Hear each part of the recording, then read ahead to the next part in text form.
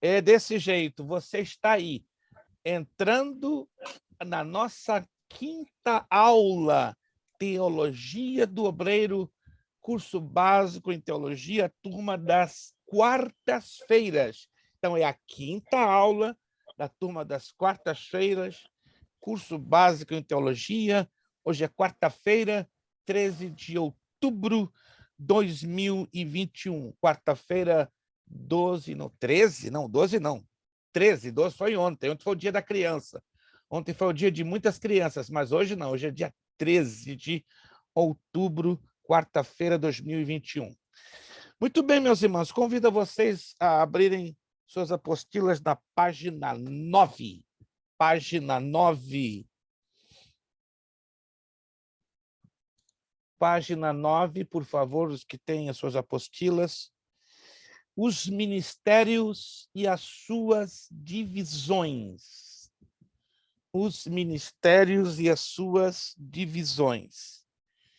Deixa eu fazer uma pergunta, se já não fiz, vale a pena fazê-la, né? Porque estamos estudando uma matéria que está dando o que falar e, acima de tudo, está nos dando um conteúdo que até o momento, né, que eu me lembre, não tínhamos abordado, né? Um conteúdo muito rico, muito profundo, um conteúdo realmente que exige prática, compreensão na prática. Como você definiria em uma só palavra? Escute bem, ainda que você possa dizer errado, mas aqui estamos para juntos estudarmos e aprendermos. Como é que você definiria com uma só palavra a palavra ministério? Então, na minha pergunta, como você definiria a palavra ministério com uma só palavra? Pode abrir o áudio e participar. Serviço. Trabalho, excelente. Serviço, trabalho. Anote aí a definição mais simples, prática, direta da palavra ministério igual a serviço, trabalho. Agora vamos entender isso na prática. Que serviço? Que tipo de trabalho? Está aí o texto de Efésios 4, 11 e 12. Efésios 4, 11 e 12. Alguém está com áudio? Ok, obrigado. Estava o áudio aberto. Quando o aluno for participar, faça-nos a vontade de manter sempre o seu áudio fechado. Isso. No que ele participar, ele abre. Quando ele deixar de participar, desliga o áudio ou fecha o áudio, porque o som, por mínimo que seja, na parte de trás de vocês, vaza e aí causa um pouquinho de dificuldade. Está aqui na apostila, por gentileza, sua atenção. Efésios 4, 11 e 12. Ele mesmo concedeu uns para apóstolos, outros para profetas, outros para evangelistas e outros para pastores e mestres com vista ao aperfeiçoamento dos santos, para o desempenho do seu serviço, para a edificação do corpo de Cristo. A necessidade do ser humano em viver em grupos pode ser sentida desde a sua criação no Éden, Gênesis 2:18. Esta constatação foi do próprio Criador. Todavia, a convivência em grupo tem também seus problemas e gera novas necessidades. Logo, se são muitos os componentes do grupo, muitas são as cabeças e diversas as opiniões. Por isso, ao líder, é necessário não fazer a sua própria vontade, mas interpretar a vontade do grupo e viabilizar sua execução. Daí a grande importância do líder ter capacidade e a devida preparação, a fim de conduzi-lo de maneira a alcançar seus reais objetivos. Sejamos sinceros, liderar não é o mesmo que chefiar. Ser chefe e ser líder, há uma grande diferença. Quem já observou, ou quem já pôde entender, ou conseguiu por alto, verificar que existe, tanto na prática como no plano bíblico, a diferença entre ser chefe e ser líder. Alguém Líder poderia... é naturalmente, né? Chefia é imposição. Irmão Zandro está no azeite. Gente, Quer tomar banho de unção, irmão Zandro? Foi claro, mais claro impossível.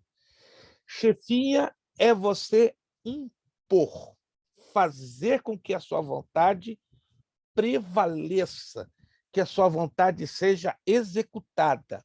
A liderança é algo natural, que leva ao crescimento, à unidade e ao avanço do reino de Deus. Este é o líder. O chefe nunca vai objetivar o crescimento do grupo, mas o chefe sempre vai ter em mente: eu sou o cara, eu faço e aconteço. Vamos avante para entendermos isso melhor e de forma muito mais prática. Número 1, o que é ministério? A palavra ministério vem da palavra grega diaconia, que quer dizer servir, ou seja, Deus, em sua soberania, escolhe alguns homens para certas funções. Ele os chama e concede dons para um ministério específico. Este dom é uma grata capacitação que alguém recebe para desempenhar determinada função no corpo. Então, olha só, observando Efésios 4:11 e 1 de Coríntios 12:28, vemos que os ministérios principais da igreja, falo principais, não são os únicos, são 4: apóstolo, profeta, evangelista, pastor, mestre. Estes são os ministérios que o Senhor Jesus Cristo dá à igreja. É catalogado naquela tabelinha, lembra? Uma tabelinha que eu enviei a vocês. Quando se lembram de uma tabelinha que eu enviei dos dons espirituais? Tenha em mente aquela tabelinha. Aquela tabelinha ali parece um pequeno quebra-cabeças, e de fato é um pequeno quebra-cabeças. Mas, ao mesmo tempo, ela vai te dar uma visão bem detalhada, bem separada e, acima de tudo, funcional do que é um ministério. Essa é a questão. Ministério, anote aí, se você já não anotou, está ligado com chamada, e a chamada com a função. O que fazemos dentro do corpo de Cristo? O que fazemos está ligado ao que Deus nos deu, ou para qual função específica Deus nos tem dado. A falta de conhecimento ou desconhecimento da nossa própria chamada gera graves, sérios problemas de entrosamento dentro do corpo.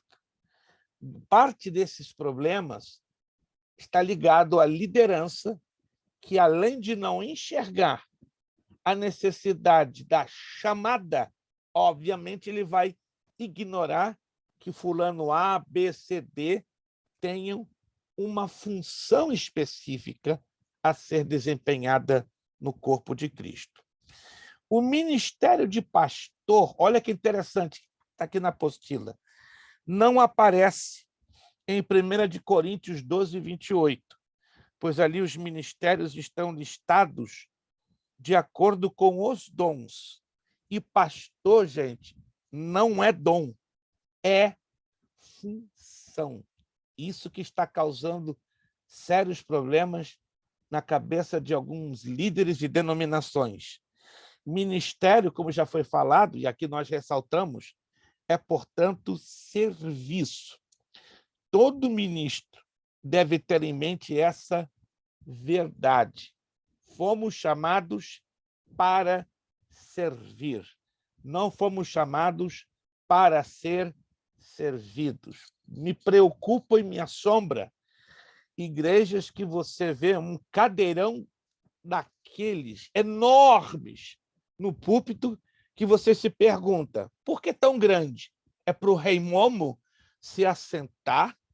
É por um mamute? Desculpe, irmãos, me perdoem, eu tenho dificuldade muito séria de entender por que em certos púlpitos se coloca uma cadeira assim, não estou exagerando, não, enorme. Eu falei: papai do céu, isso aqui deve ser um nefilim, um gigante, alguém numa proporção que vou te contar. Por que tão grande? Eu acredito que o trono de Jesus é muito maior do que esses tronos, esses cadeirões que nós vemos. Não entenda isso como uma crítica, entenda como uma surpresa. Eu fico surpreso. Uou! Para que? Já estive numa igreja, não vou entrar em detalhes, isso há muitos anos atrás, aqui na América, que me disseram, não, aquela cadeirona lá é para o querubim. Hã? Querubim? Mas, uau! Aí eu me questiono, Senhor, preparando cadeiras para anjos, mas tudo bem, não vou entrar aqui em detalhes, só que me deixou muito surpreso, porque quem é o centro do culto? Quem é o centro da adoração? Quem é o centro do nosso serviço? Não é o Senhor Jesus? Ô, Não é? Sim. pastor, eu não estou lendo a Bíblia, não, ué. Anjo é um ser estático, não, ué. Eu estou lendo a Bíblia. O pastor tem que ler a Bíblia, pastor, tem que estar feio. Eu não sabia que anjo era um ser natural feito de matéria, não, ué. Agora, Misericórdia. Lucas agora está pegando pesado, gente. Ó, você está entendendo, gente? Então tem algo muito Eu errado. preciso de ler, pastor, não estou lendo a Bíblia, não, pastor. Misericórdia. Eu acho, então, muita gente não está lendo a Bíblia. O Lucas eu sei que está lendo, mas, então, muita gente não tem... Porque, irmãos, com todo respeito, não tome isso como uma crítica. O que justifica um negócio tão grande, uma cadeira tão grande, como o quê? Para chamar atenção, para impressionar, mas tudo bem. Vocês vão entender o porquê dessas distorções com respeito a ministério, a serviços. Vamos entender agora e vamos passo a passo. Apóstolo, vamos entender esse ministério. Já falamos alguma coisa? Lembra-se que nós já falamos sobre isso na aula passada? Quem se lembra? Sobre os apóstolos bíblicos e sobre os apóstolos modernos. Boto na tecla. Eu aqui não estou expondo o que eu acho, o que eu penso, mas o que a Bíblia nos ensina.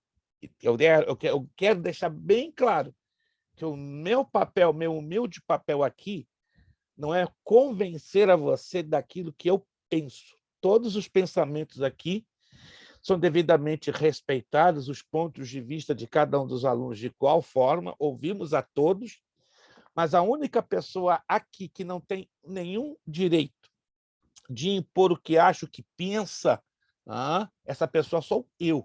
Ou seja, o professor não tem, pela pedagogia cristã, direito de impor o seu ponto de vista. E se coloca, não é, seu ponto de vista, ele tem que deixar bem claro e tem que fazê-lo com muita ética, com muita sutilidade, e até, em alguns casos, a convite dos alunos.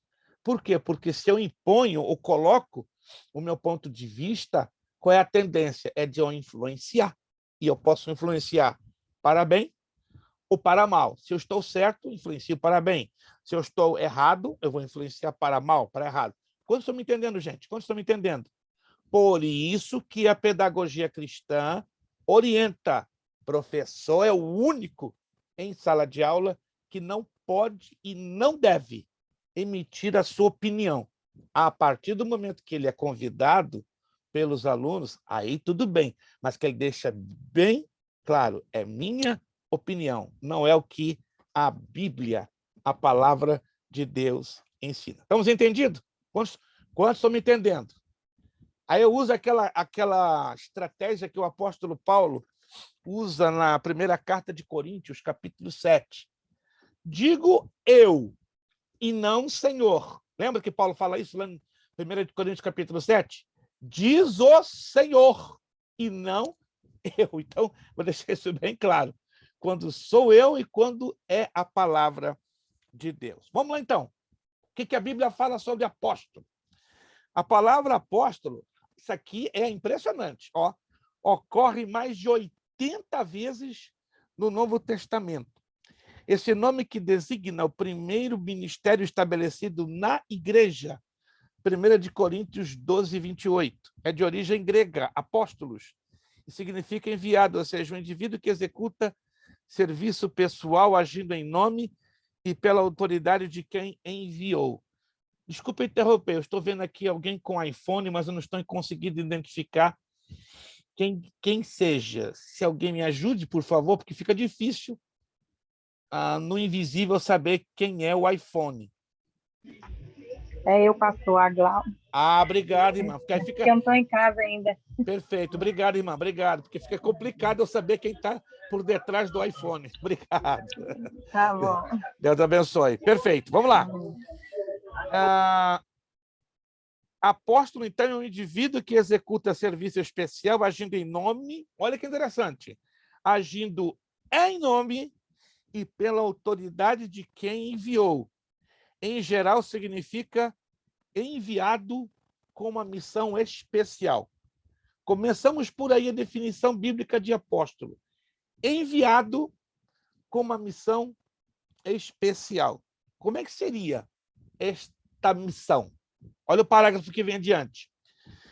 O maior de todos os apóstolos é o próprio Senhor Jesus. Olha, se alguém está querendo descobrir quem é o apóstolo mor, o apóstolo primaz, o apóstolo dos apóstolos, Jesus Cristo. Não é fulano A, não é fulano B, não é fulano C, é G. Pastor, deu ruim, porque no Brasil já está tendo apóstolo rei. Aí não deu ruim, aí apodreceu tudo. Se desse ruim... Jesus, como é que nós fazemos desses camaradas que estão virando apóstolo rei? Lucas é muito bondoso, gente. Vocês estão conhecendo um menino muito bondoso. Né? Não deu ruim, apodreceu, em todo sentido. Né? Tomar essa autoridade, esse atrevimento de dizer apóstolo rei. O que é isso? Mantainá. Pastor, Fala comigo, irmã.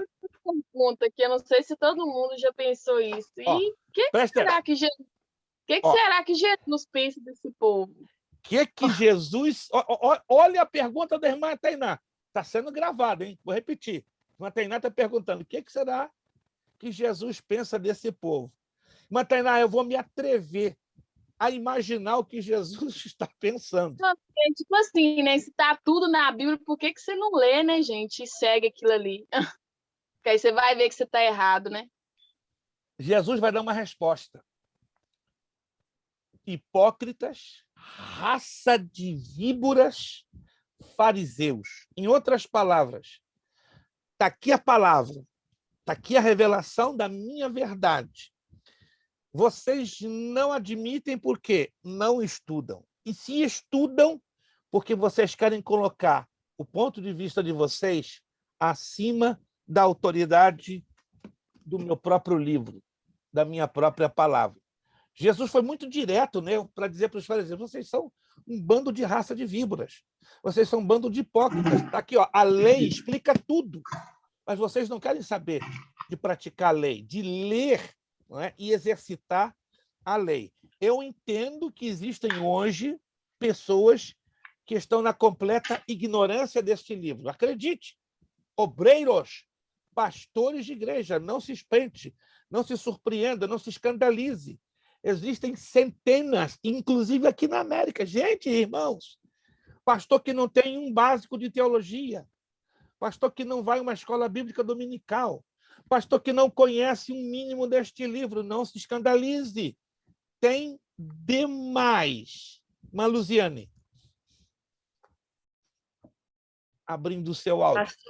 Mas também eu acho que, às vezes, essas pessoas têm, sim, conhecimento, mas eles dão mais lugar à tentação, eles caem na tentação porque o ego acaba corrompendo a natureza. Então, essas cadeiras que tem grandes é para caber o ego deles, sabe? Sem uma gota de dúvida. O que colocou a irmã Luziane, não acrescentamos ou retiramos uma só letra, uma só palavra.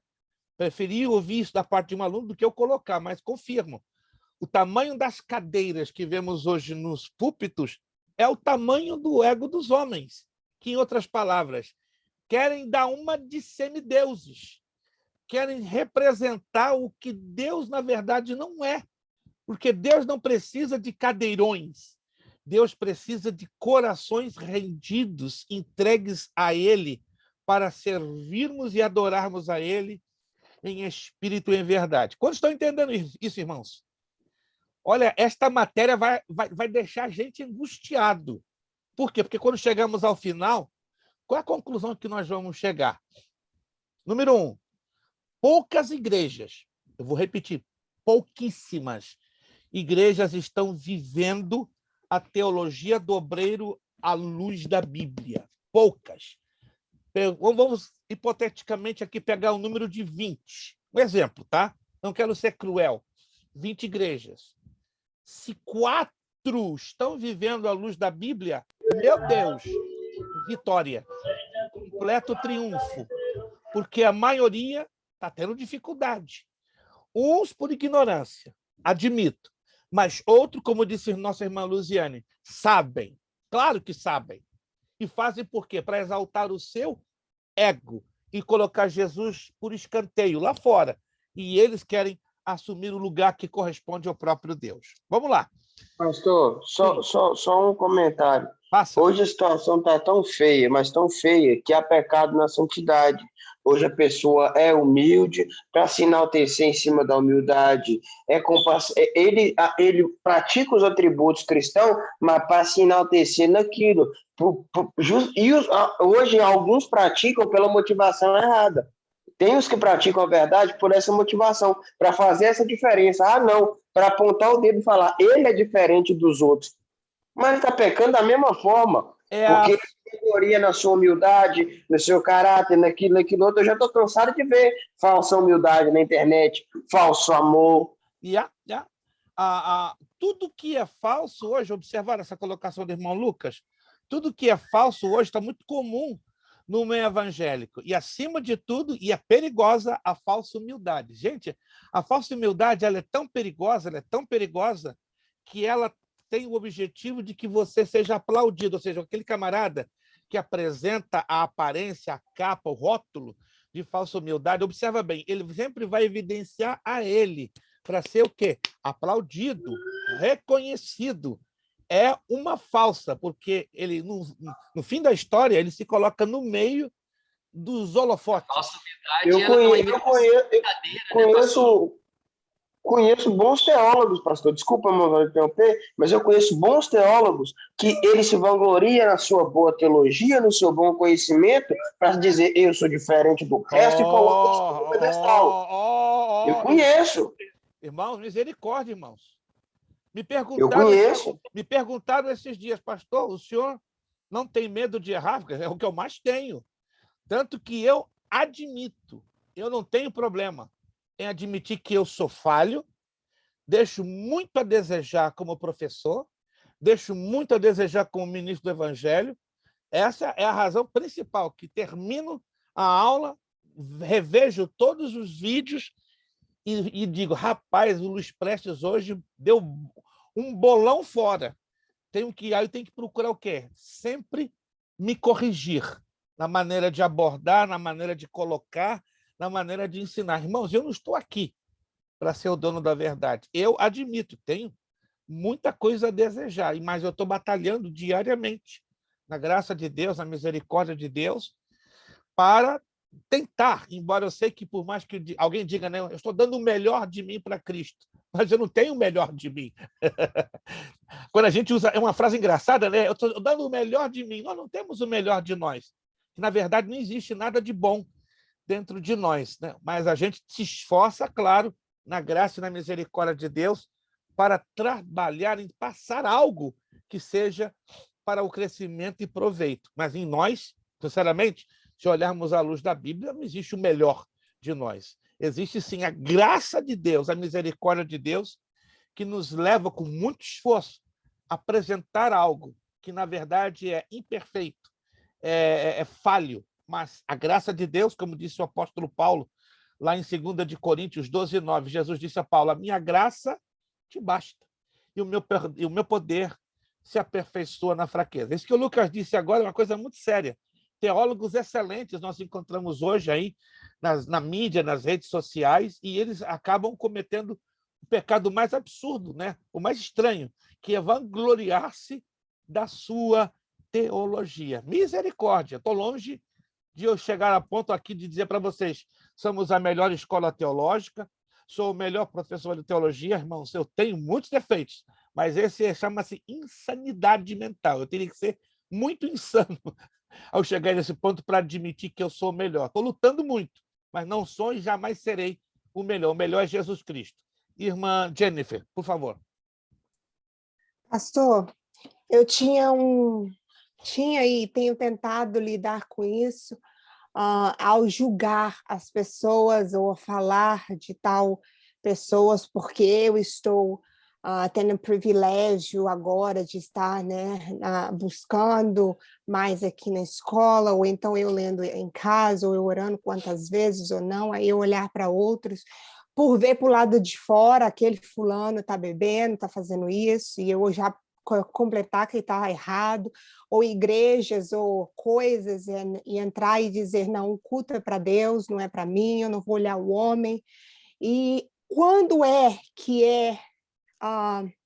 que estamos fazendo errado, ou que fazemos ao ver algo de alguém que está fazendo, apontando o dedo, como se estivesse apontando um cravo dentro do olho do outro, sem ver o nosso, ou se é só apenas uma breve colocação de tentar ver junto com a Bíblia. Quando é que eu sei que eu estou não somente julgando, apontando e fazendo errado, condenando e falando mal do meu irmão, ao invés de dizer ao contrário, positivo, que ele lá está, sim, eu vou orar por ele. Ok, vamos nesse sentido. Vamos separar as coisas bem claras para não causar algum tipo de conflito ou de confusão. É bem verdade que quando nós começamos a estudar a Bíblia, eu creio que essa experiência, vocês aqui da turma da quarta, têm tido e estão tendo, que eu gostaria de coração que fossem sinceros, e eu penso que não há dificuldade aqui de cada um de vocês serem o máximo possível de sinceros, porque a sinceridade é como alguém descreveu, é a alma do negócio. Quantos aqui de vocês, sejam sinceros, por gentileza, não estou aqui de forma nenhuma constrangendo a ninguém, no momento que começaram a estudar a Bíblia, passa um tempo, uma semana, 2 semanas, 3 semanas, um mês, quantos de vocês começaram a observar que a partir do momento que você começa a estudar a palavra de Deus, não mais na superficialidade, mas entrando na profundidade, você não é uma coisa consciente, entenda-me o que eu vou dizer. Dá uma ideia, mas não é exatamente esse sentimento que eu tenho certeza que não há no coração de vocês. Parece que nós nos tornamos mais críticos no momento que eu estou conhecendo mais a Bíblia, entrando na profundidade da palavra, gera aquela ideia, uau, isso aqui está errado, isso aqui não está encaixando com a palavra, isso aqui está totalmente fora de jogo. Tá? E sem querer, como diz alguém, sem querer querendo, dá aquela ideia, uau, será que eu estou sendo crítico ou estou sendo criterioso? Percebam? As duas palavras são parecidas, crítico e criterioso. Qual é a diferença? Crítica é quando você encontra, exemplo, eu estou aqui com um mouse, você encontra uma manchinha. Digamos que aqui tem uma manchinha preta, que acidentalmente, com a minha caneta aberta, encostou e abriu uma manchinha pequena.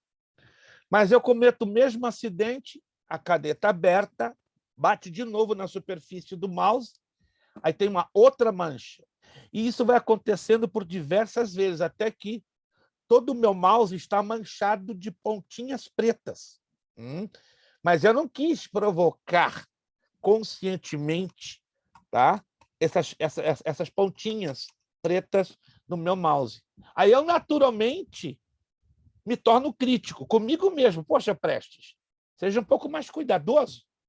Tampa a caneta. Já que é uma caneta que tem uma tinta facilmente, que pode manchar, tampa. Agora, se você vê isso da parte de alguém do lado de fora, queira ou não, vai despertar um sentimento automático. Ei, para com isso. Está errado. Por um momento, sim. Por um momento, nos tornamos críticos, porque estamos simplesmente dizendo, epa, para, não é desse jeito. Mas isso, na verdade, no sentido do cristão que ama a Bíblia, preste atenção, que quer fazer a coisa certa, seguir a palavra como ela deve ser interpretada e corretamente seguida, aí não é crítica. Se trata de critério.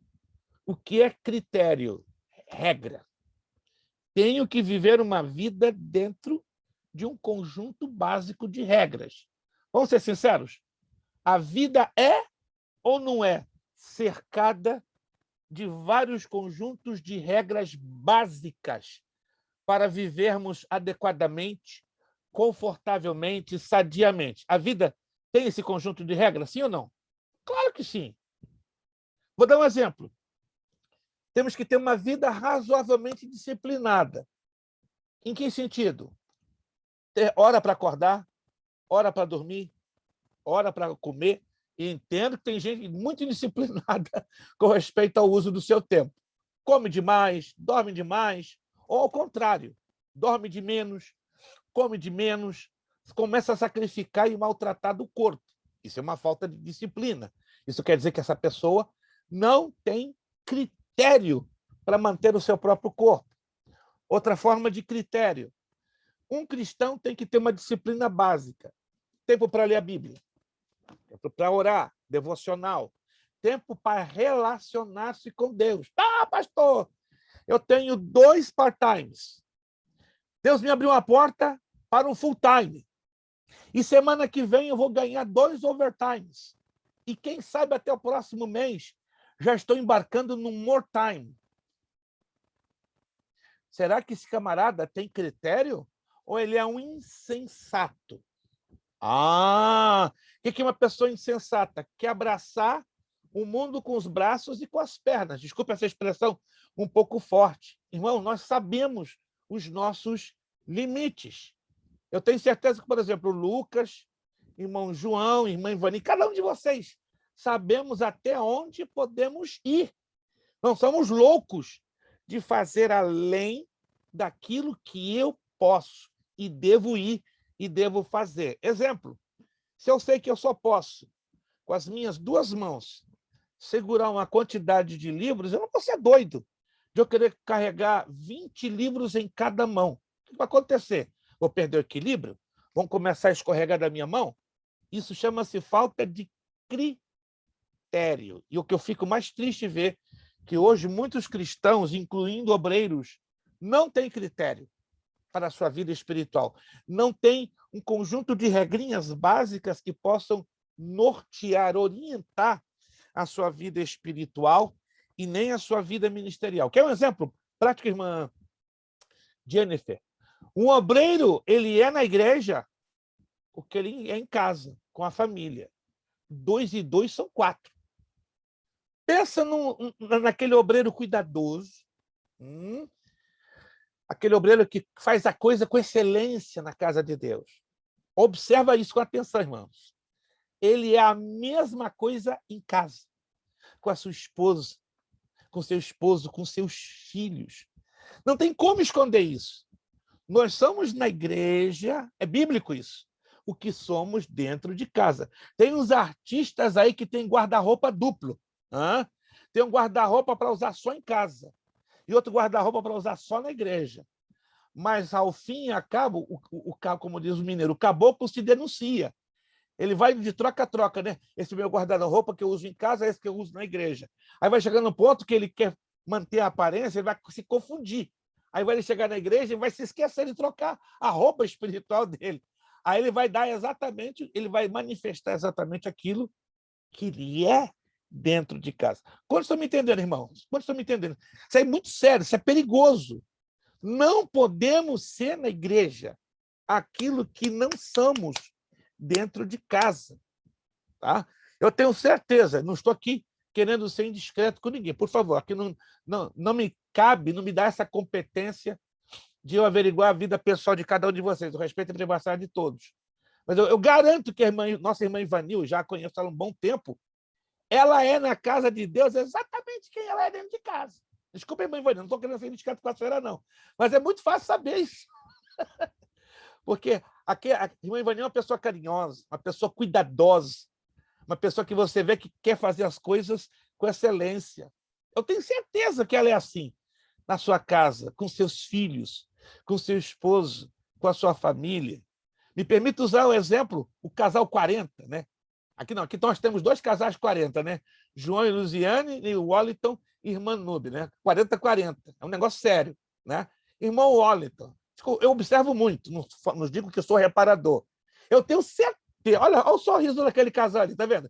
Irmão Wellington, irmã Nube. Eles em casa são a mesma coisa. Problemas eles têm, como qualquer um de nós tem, claro. Opa, se eles não têm problema, então tem negócio errado. Porque aí não são seres humanos, são anjos.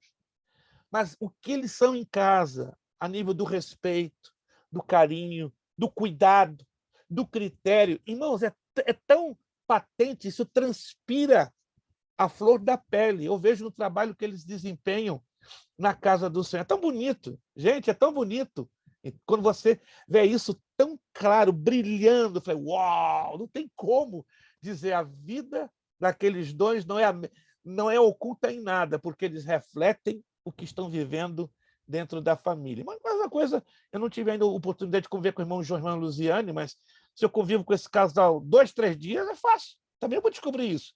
Ou seja, o grande problema que está havendo hoje na vida de muitos obreiros é entender a necessidade de uma vida de transparência e uma vida de critério, ok? Então, fique tranquila, irmã Jennifer, isso não se trata de um espírito de julgamento, não. Se trata de que nós, quando entramos na profundidade desse livro, ficamos naturalmente, querem anotar, exigentes. É isso. Ficamos naturalmente exigentes. Não vamos engolir qualquer coisa a mais. Quantos concordam com isso, gente? Quando entramos na profundidade desse livro, é difícil a gente engolir qualquer coisa. Quem falou? Eu falei, pastor. Sim. Ô, pastor, mas também tem a diferença do julgamento em hipocrisia, que é o julgamento mais comum, Sim. mas também tem o julgamento da reta justiça. Isto, irmã Luziane. Com a palavra. Aí está, Jesus mesmo disse.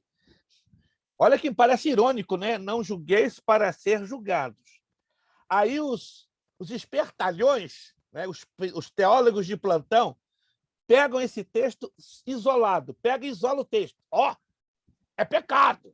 Jesus disse, espera aí, você esqueceu depois o que Jesus disse. Mas julgai segundo a reta justiça. E o que é reta justiça?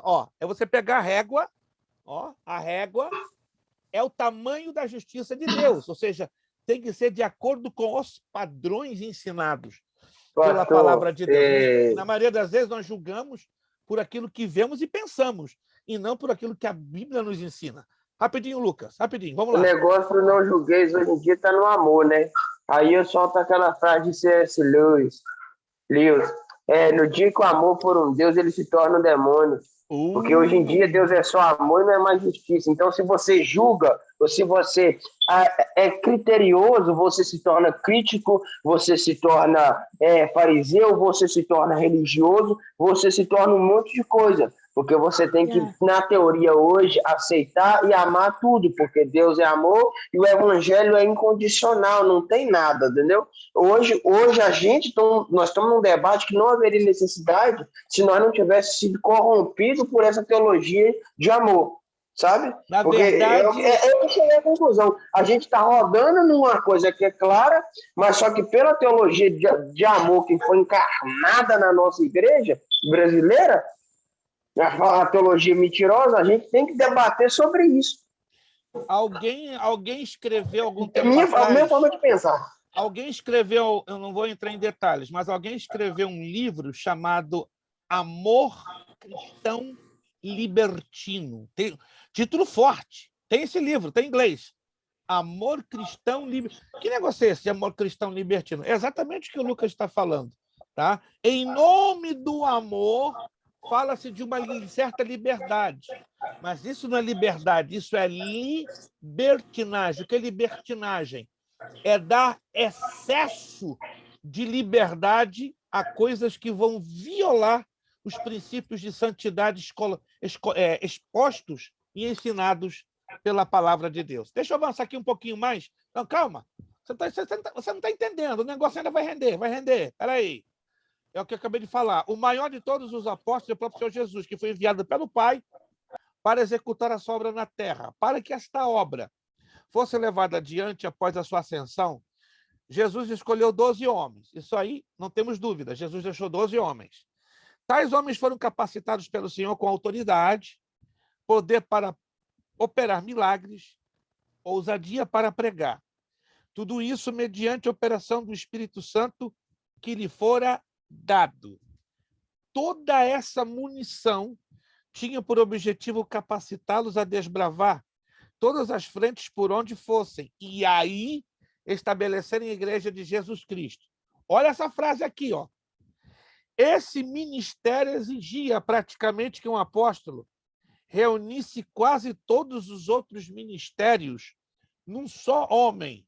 Ou seja, dá a ideia que um apóstolo seria uma espécie de super-obreiro, mas não se trata disto. Um apóstolo não é um super-obreiro e nunca será um super-obreiro. O apóstolo é aquele que traz sobre si uma grande responsabilidade. Vamos ser sinceros. Você acha que é pouquinha responsabilidade ser enviado pelo Senhor Jesus para operar sinais, milagres, prodígios e maravilhas? Você acha que é pouquinha responsabilidade? Agora eu vou dizer algo com todo respeito. Eu considero um privilégio muito mais além do que poderíamos pensar ou imaginar. Não cabe dentro de nós, por sermos tão indignos, tão pecadores, não somos merecedores desse gigantesco privilégio. E Jesus deu, irmão, Jesus deu. Se alguns não experimentaram ainda, vem vários fatores. O tempo de Deus, a questão da busca, o chamado, mas Deus deu essa capacidade. Jesus falou algo que parece na cabeça de muita gente, esse texto é uma mentira. Crede-me que fareis obras maiores das que eu faço. Vamos lá. Obras que Jesus fez. Curou, ressuscitou,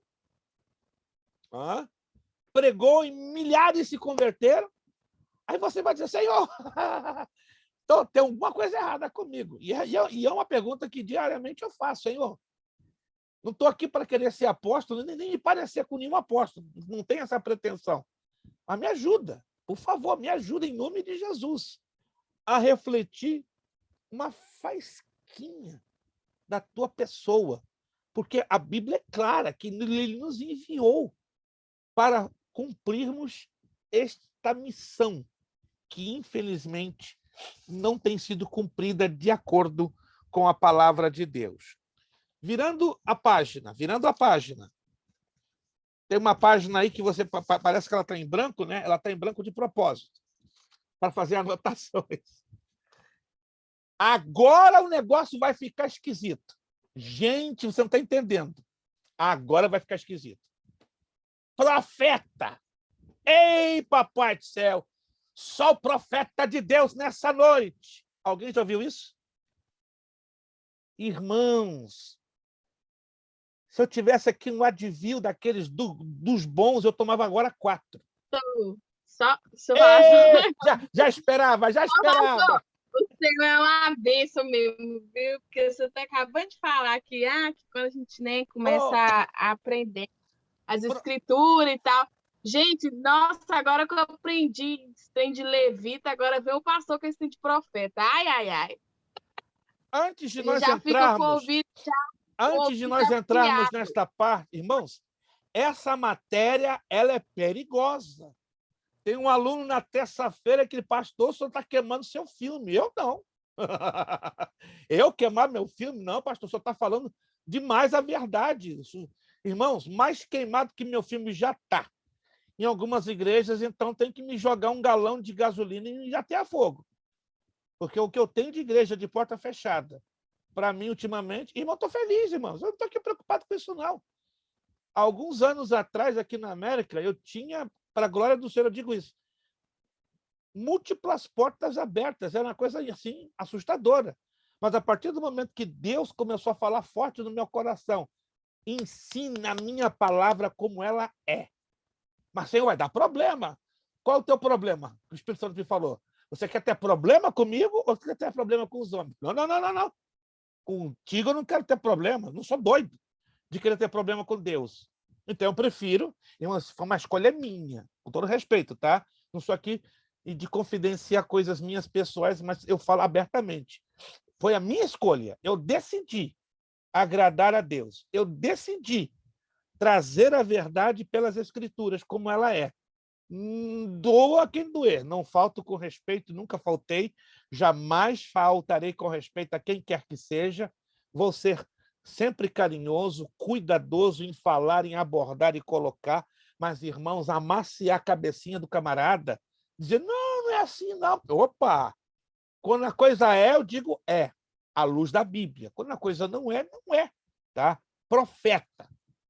Hoje você está cansado. Eu, pelo menos, estou sinceramente esgotado, chateado demais em ver homens e mulheres tomando o microfone, criando um sensacionalismo barato para ser o quê? Aplaudido.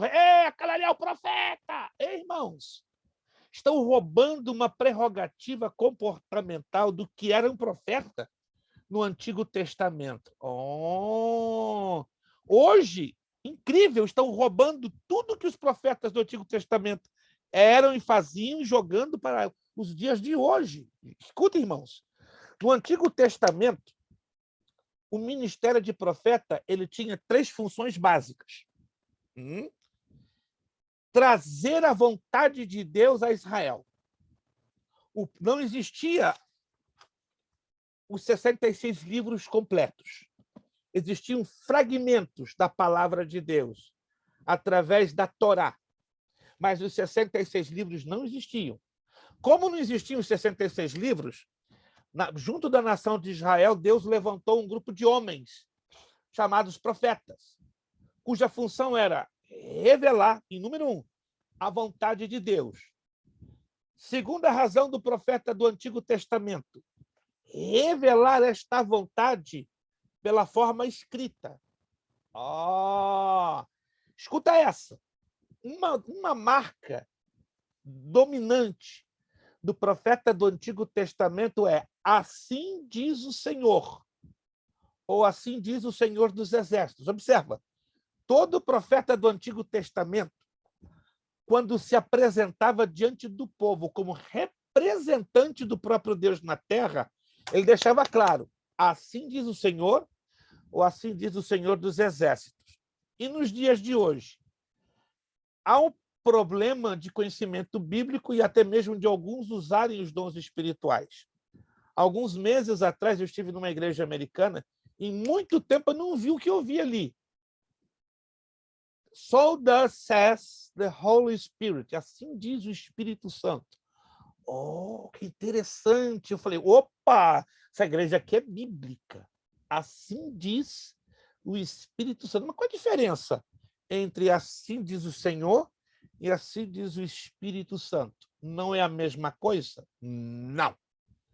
No Novo Testamento, o Espírito Santo é a pessoa da Trindade que representa o Pai e o Filho. E glorifica ao Pai e ao Filho. E revela a palavra escrita.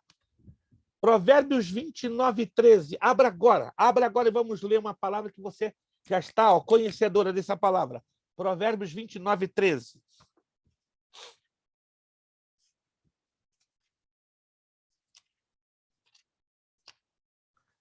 Provérbios, capítulo 29, versículo 13.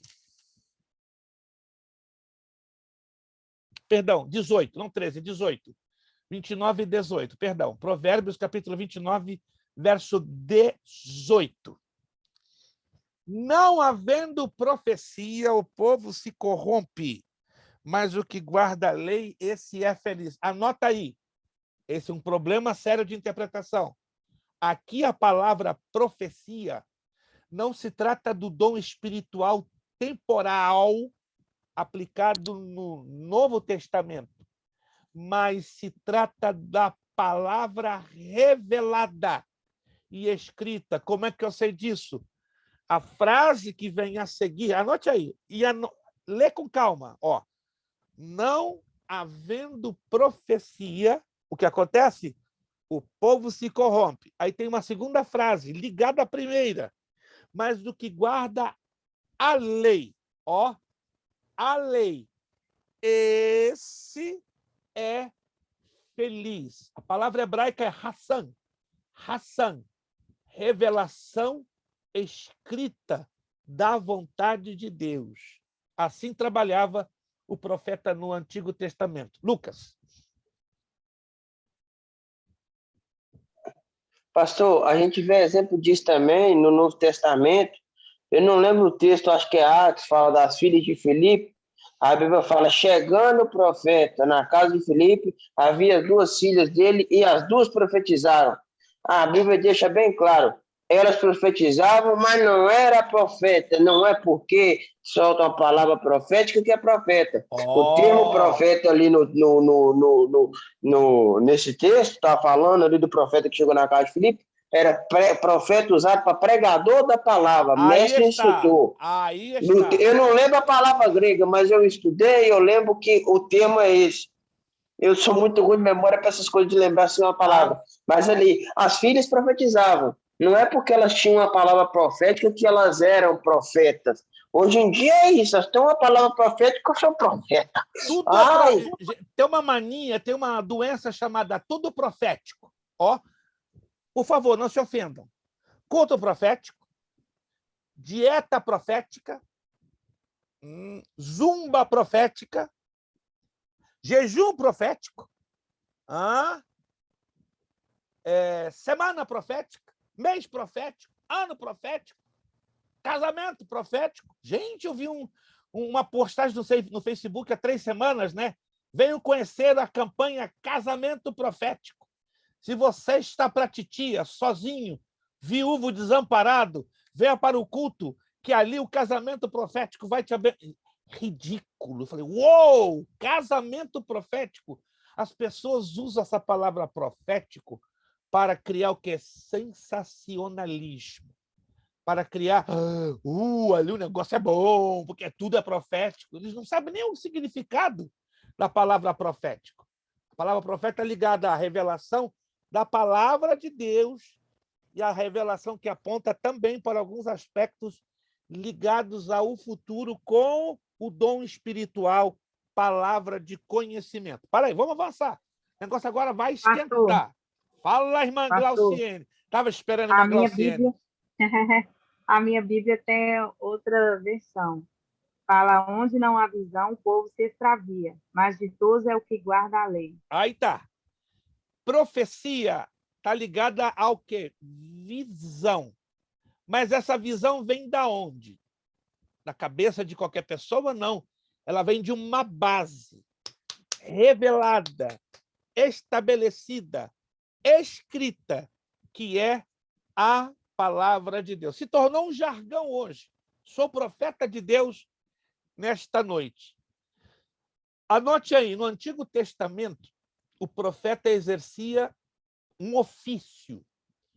Ser profeta no Antigo Testamento era um ofício, um título, uma hierarquia, como fosse uma profissão.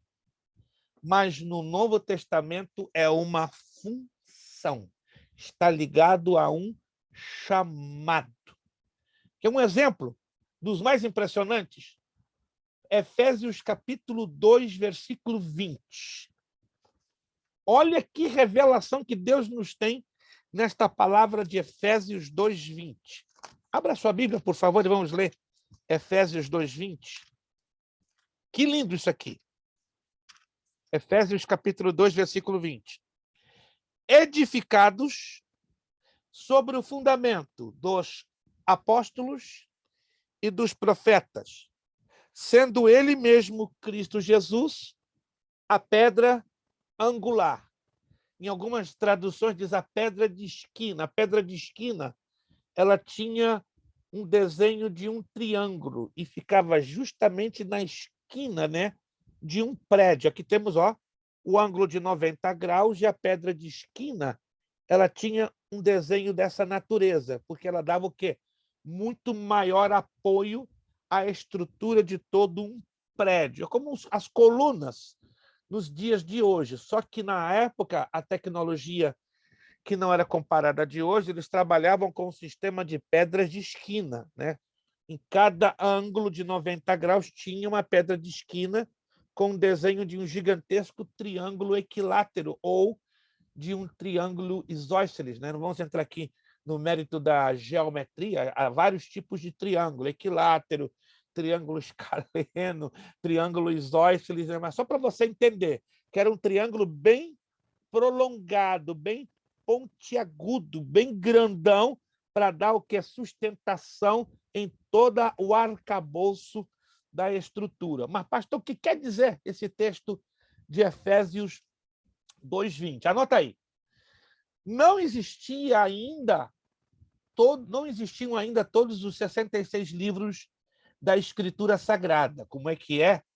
O ano que Paulo escreve esse versículo é o ano 57 depois de Cristo, o ano que foi redigida a epístola aos Efésios. Isso quer dizer o seguinte: Paulo está deixando claro que tudo que ele pregava, que ensinava, era baseado sobre o fundamento dos apóstolos e dos profetas. O que quer dizer isto?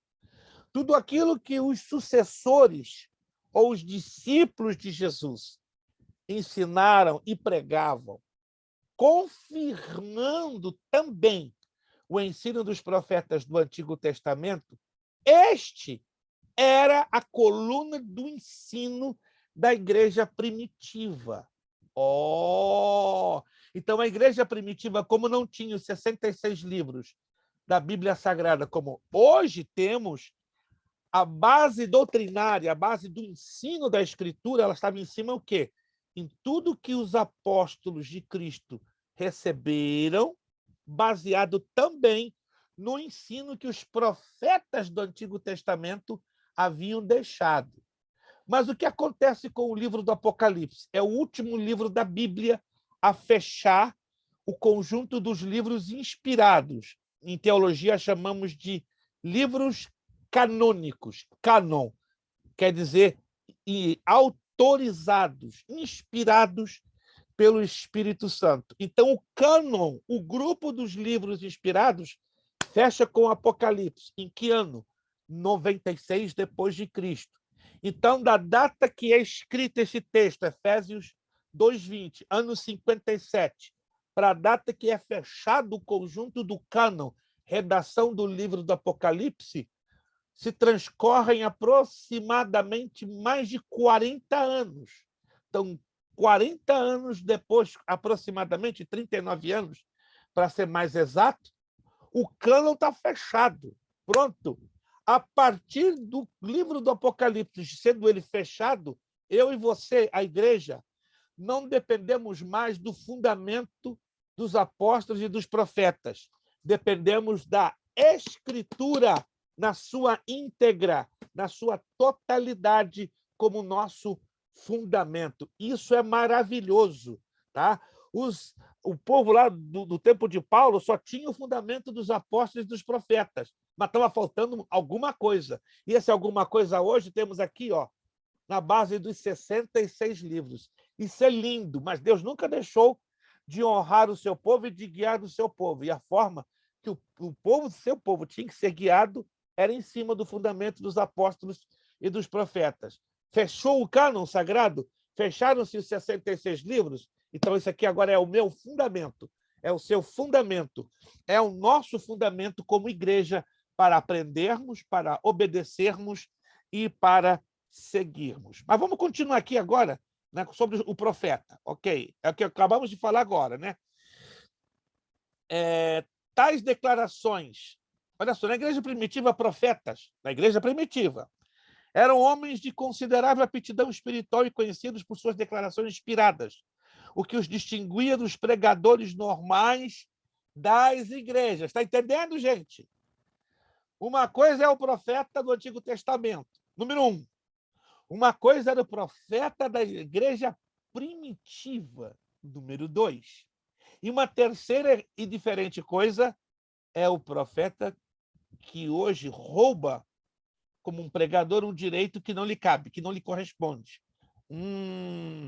Tais declarações se caracterizavam como uma revelação, uma ademonstração ou uma predição. Muitos profetas existiram na história de Israel. Sua presença é constante no Velho Testamento, apontando o caminho para o povo de Deus. Sua importância era muito grande, pois, como confirmou Salomão, não havendo profecia, o povo se corrompe, mas o que guarda a lei, esse é bem-aventurado. Agora, atenção redobrada aqui, por favor. No Novo Testamento, Deus continuou levantando profetas. Claro! O primeiro foi João Batista, que veio no estilo dos profetas antigos. No estilo. Assemelhando-se, sobretudo, a Elias. Seu papel foi preparar o caminho para o profeta maior, Jesus, que, por sua vez, exerceu o seu tríplice ministério. Jesus exerceu o ministério de profeta, sacerdote e rei. Ninguém mais, além de Jesus, exerceu esse ministério em 3 partes. E levantou outros profetas para orientar a igreja que surgia, é o que acabamos de falar, lançando o fundamento dos apóstolos e dos profetas. Hoje já não há mais alguém, escuta essa, isso aqui é para eu ganhar uma surra de couro pesado. Hoje não há mais alguém que se distinga através de um ministério profético, no modelo exercido pelos profetas dos 2 testamentos. Pastor, agora o negócio ficou estreito para o seu lado. Vão lhe dar uma coça. Tô nem aí. Vamos lá. Vale ressaltar, porém, que em sentido secundário, entenda isso aqui. O que é o sentido secundário? É um sentido que Deus, aleatoriamente, na sua soberania, porque ele é soberano, ele faz como ele quer, ok? Então, no sentido secundário, ainda há profetas hoje. Escute essa. Homens através dos quais Deus fala visando a edificação, exortação e consolação da igreja. Aí encaixa direitinho. Primeira carta de Paulo aos Coríntios 14, 2. Anotaram? A função da profecia no Novo Testamento é edificar, exortar e consolar. Mas como é que fica a questão quando a pessoa está sendo usada por Deus para revelar o passado, o presente e o futuro? Isso é a profecia neotestamentária? Não, não é. Esse é o grande problema, irmãos. Nos dias de hoje, Deus não está usando o dom de profecia de forma isolada, como era o modelo do Antigo Testamento. De acordo com 1 de Pedro 4,10, ele usa dentro de um conjunto chamado multiforme graça de Deus. Então, Deus vai usar uma pessoa dentro de uma quantidade de formas, 1, 2, 3, 4. Deus não está limitado a usar uma pessoa com um só dom. Ele pode usar uma pessoa com 3, 4, 5 dons ao mesmo tempo. Mas deixo bem claro, o dom que manifesta a revelação do passado, do presente e do futuro não é, nos moldes do Novo Testamento, o dom de profecia. É o dom palavra de ciência, o palavra de conhecimento que vem conjugado. Pode ser Deus. Deus pode usar uma pessoa com o dom de profecia, edificar, consolar e exortar, mais palavra de conhecimento. Mas no Antigo Testamento, a profecia, ela sim, apontava o passado, o presente e o futuro. Hoje não. Hoje a profecia não aponta o passado, o presente e o futuro. Mas, pastor, e agora? Como é que a gente vai convencer o povo disso? Não tem como convencer o povo. É porque o povo, na sua maioria, não aprendeu a enxergar na óptica bíblica, e sim na óptica do jargão popular. Quem está me entendendo, gente? Quem está me entendendo? Alguém está me entendendo aqui? Isso. É complicado você querer mudar um conceito baseado em jargões e em desconhecimento básico da Bíblia do dia para a noite. Vai, por exemplo, irmão Wallington, chegar lá, não na nossa igreja, mas numa outra igreja, e lá com aquele jeitinho calmo, sereno e tranquilo, né? Espírito do Grupo Elo. Calmo, sereno e tranquilo. Aí dá uma oportunidade para o irmão Wallington trazer uma palavra. Aí tem uma manifestação de alguém trazendo uma palavra da parte de Deus apontando o futuro. Aí o irmão Wallington, muito delicado, irmãos, que lindo que hoje Deus se manifestou com a sua multiforme graça. Aí alguém lá na igreja, o que é isso, multiforme graça? Aí era dom de profecia e está acabado. Não, é a multiforme graça que envolveu o dom de profecia, que traz palavra que edifica, que consola e que exorta, somado palavra de conhecimento, ou palavra de ciência. Mas hoje o que acontece? O povo generaliza. E as generalizações é que são perigosas. Vamos continuar. O profeta não é um mero pregador da palavra. Só profeta de Deus essa noite. Alô? O profeta não é um mero pregador da palavra. É um mestre da Bíblia e nem um preditor do futuro. Três coisinhas que são confundidas. Profeta hoje, na cabeça de alguns, pregador da palavra. Profeta na cabeça de alguns, mestre da Bíblia. Profeta é preditor do futuro. Ontem mesmo me chamaram de profeta. Muda. Servo inútil é o meu nome. Profeta não, servo inútil. Vamos lá. Então, como é que devemos encarar biblicamente? Qual é a forma correta? O profeta é um ministro de Cristo que não apela para os poderes da lógica, da erudição, da oratória, da psicologia, da ignorância ou do misticismo. Sua mensagem pode vir através de uma pregação, mas não necessariamente. Deus o usa assim como lhe aprouver. O profeta é um instrumento nas mãos de Deus e o Espírito Santo. Olha que coisa maravilhosa. O Espírito Santo tem o compromisso de fazer cumprir suas palavras. Mateus 11, 22, 25. Agora aqui vai ficar bonito. Passa um highlight aqui. As atribuições da profecia. É o que acabamos de falar agora.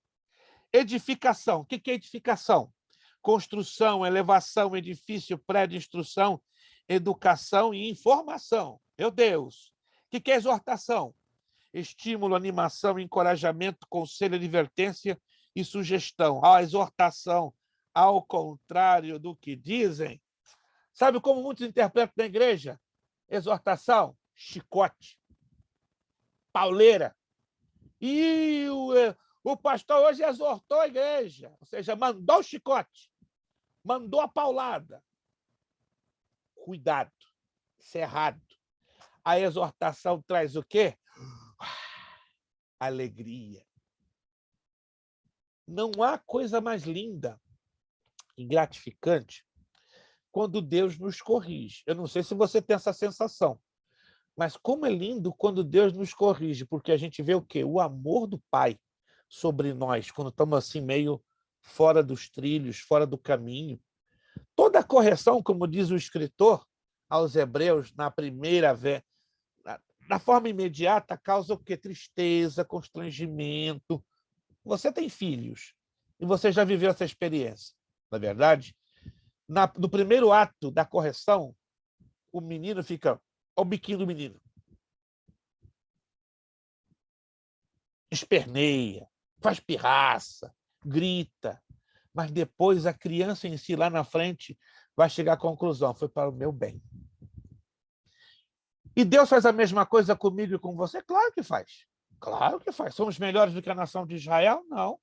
Vai haver momentos que Deus vai fazer assim comigo e com você, apertar.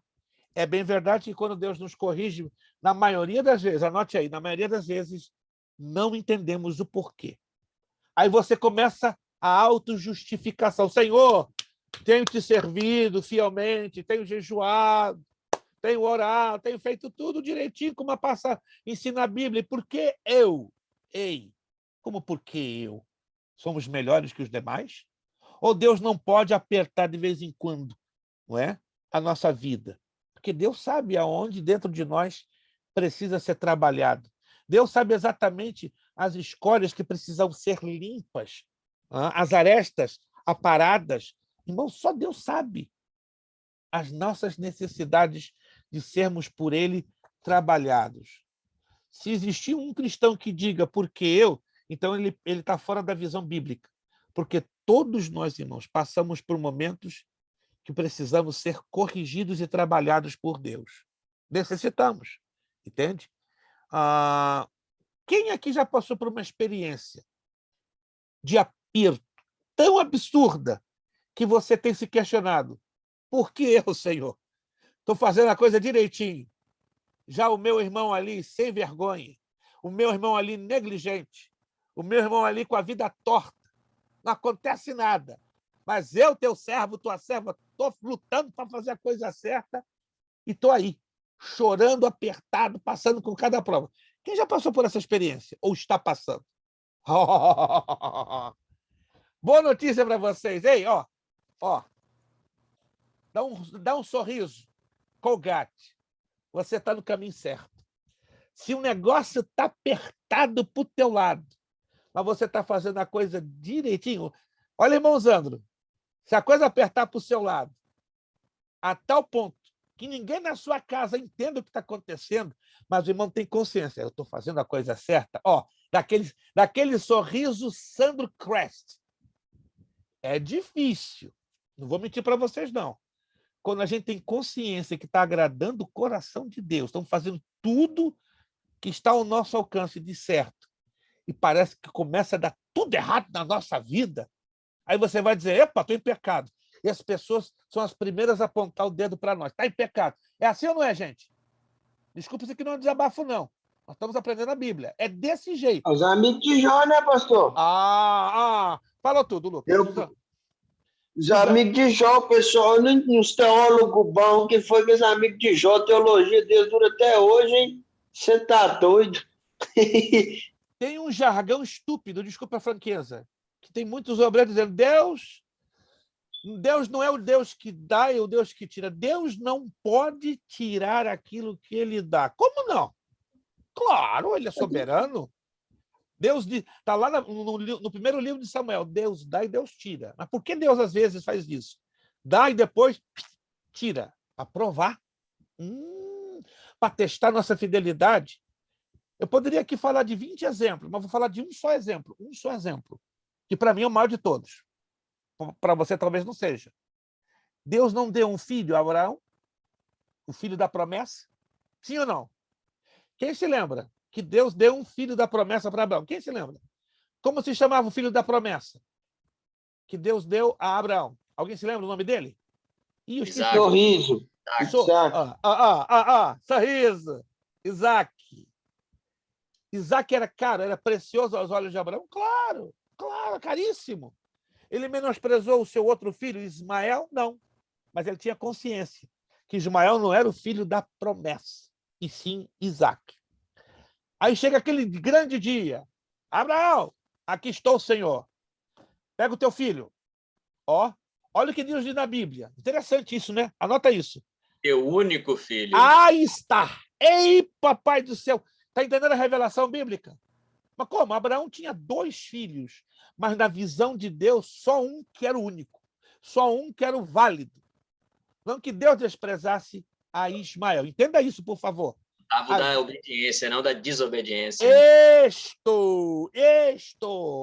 Isaac era o filho da promessa, era o filho da obediência. E Ismael, podemos intitulá-lo como filho da desobediência. Mas nem seja por isso que o nosso Deus desprezou a Ismael. Não. Mas na visão bíblica, na visão divina, o filho único não era Ismael, senão Isaac. Pega o teu filho, único filho, a quem tu amas. Então ele não amava? Ismael amava, mas não da maneira intensa como amava quem? A Isaac. O que vai? E que continua a frase? Vai e oferece-o a mim em holocausto. Se sou eu, se é você, eu acredito que você ia tremer na base. Se chega a Deus e pede, meu filho Israel Levi, ó, Luiz Prestes, estou aqui, Senhor. Pega o teu único filho, Israel Levi. Oferece a mim o holocausto. Quê? Tá brincando comigo? Hã? Olha que interessante. A Bíblia não mostra que Abraão questionou a Deus. Eu até acredito que sim. Mas a Bíblia não toma por registro esse momento. Nós vemos Abraão quieto, resignado, obediente. Pega o seu filho, vai lá para o Monte Moriá, viajam 3 dias, chegam lá. Olha que coisa linda. Eu não vou me estender com essa colocação, só para você entender esse aspecto. Abraão olha para os seus servos e diz, eu e o menino vamos ali adorar o Senhor. O hebraico diz, vamos ali sacrificar, porque a palavra adorar e sacrificar no hebraico tem o mesmo sentido. Olha que interessante. Na visão hebraica, sacrifício está ligado com adoração. E adoração está ligado com sacrifício. Olha que coisa interessante. Na visão do Novo Testamento, sacrifício e adoração são coisas separadas, mas na visão do Antigo... Por isso que culto sem oferta não é culto. Desculpa atrapalhar. Aí está. Culto sem oferta não é culto. Até para pagão, culto tem que ter oferta. Culto tem que ter oferta. Não é pela questão do dinheiro. Entenda bem, a oferta é espiritual. É espiritual. Fala de entrega. Fala de rendição. Não é? A parte do ser humano que dói, às vezes, é o econômico. Todo o nosso ser está convertido, mas na hora de tocar o bolso, será que o bolso, às vezes, está convertido? Ei, aí o bolso chora. O quê? Eu ofertar? Dizimar? Muito bem. Não vamos entrar nesse mérito agora, não, que o negócio pode ficar mais estranho. Aí vai Abraão e não pensa 2 vezes. Sacrifica. Coloca lá o rapaz amarrado. Aí, antes disso, pai, está aqui o cutelo, está aqui o fogo, está aqui a lenha. Mas lá embaixo, no pé do morro, ele falou para o servo dele, nós vamos ali voltar. Oi! Irmão Zandro não me deixou para trás. Aí eu dou uma corrida lá em cima, lá em Jesus. Abraão viu meu dia e se alegrou. Ele sabia que Jesus ia ressuscitar, meu filho. Ele falou, se ele vai ressuscitar no 3º dia, por que ele não levanta Isaac aqui? Eu creio que Abraão viu isso e ficou tranquilo. Com certeza. Abraão tinha certeza. Vou apresentar meu filho em sacrifício, mas eu creio naquele que do meio das cinzas pode trazer meu filho de volta. Isso que honrou o coração de Deus. Isso deixou Deus... Uau, esse é meu rapaz. Esse é meu menino. Está lá ele com o cutelo. E olha como Isaac não pronunciou uma palavra de reclamação. Está ali o cutelo. E segundo a tradição... É incrível, né? Que a idade de Isaac aproximada com a de Cristo bate. Isaac que sobe com a lenha para o monte. Assim como Jesus sobe para o madeiro, para o monte do Gólgota. Isaac que é posto em cima da lenha no altar. Assim como o Cristo é pendurado no madeiro. É o tipo.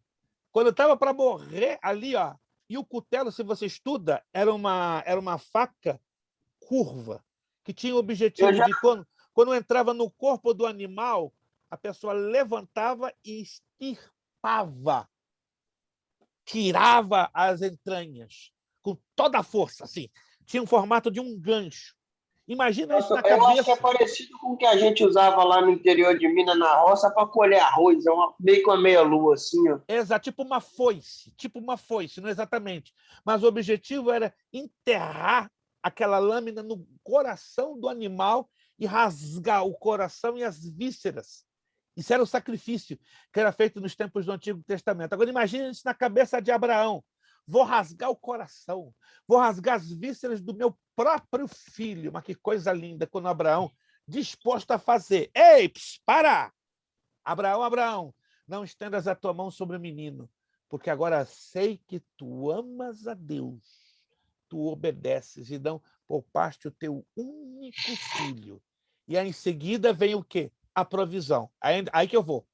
Deus sempre traz o carneiro. E o carneiro na Bíblia fala de substituição da provisão. Anote aí, carneiro na Bíblia, substituição da provisão. O sacrifício é simbolizado pela ovelha, mas a substituição é pelo carneiro. Gente, o ditado brasileiro do bode expiatório. E o mais lindo de tudo é que Jesus é tanto a ovelha como ele é o carneiro. Jesus é tanto o sacrifício como é o substituto.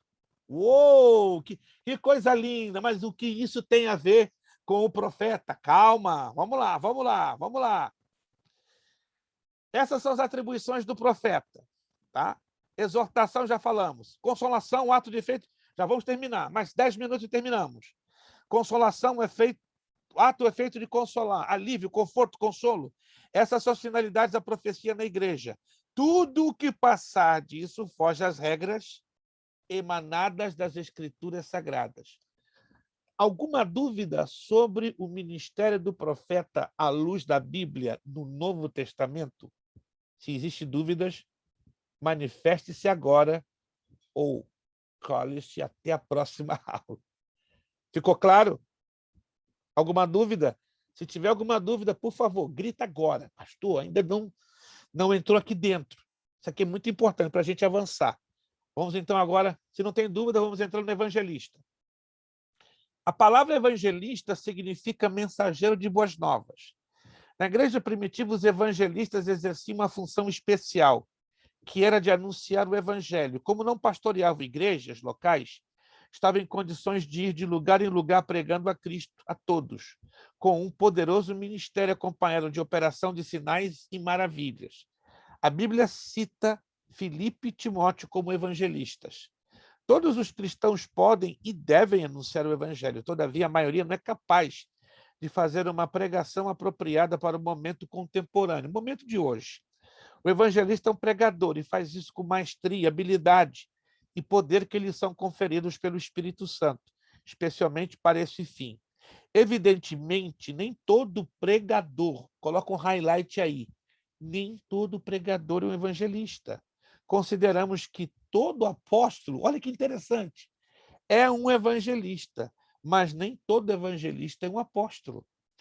O evangelista, na conjuntura atual, deve ser o maior cooperador do seu pastor, desde que desempenhe seu ministério com o desvelo que merece, combatendo contra as novidades que aparecem, tendo seu trabalho sempre voltado para a igreja local. Ele nunca deve ser um itinerante por conta própria. Isso aqui é importante. Mas deve ter as suas raízes sempre fundadas na igreja aonde congrega. E não é errado um servo do Senhor sair, ministrar a convite. É errado ele fazer isto de forma independente, sem prestar contas, satisfação ao pastor da sua igreja local. Estão me entendendo, gente? Tem muito evangelista itinerante que não dá satisfação do que faz ou que deixou de fazer.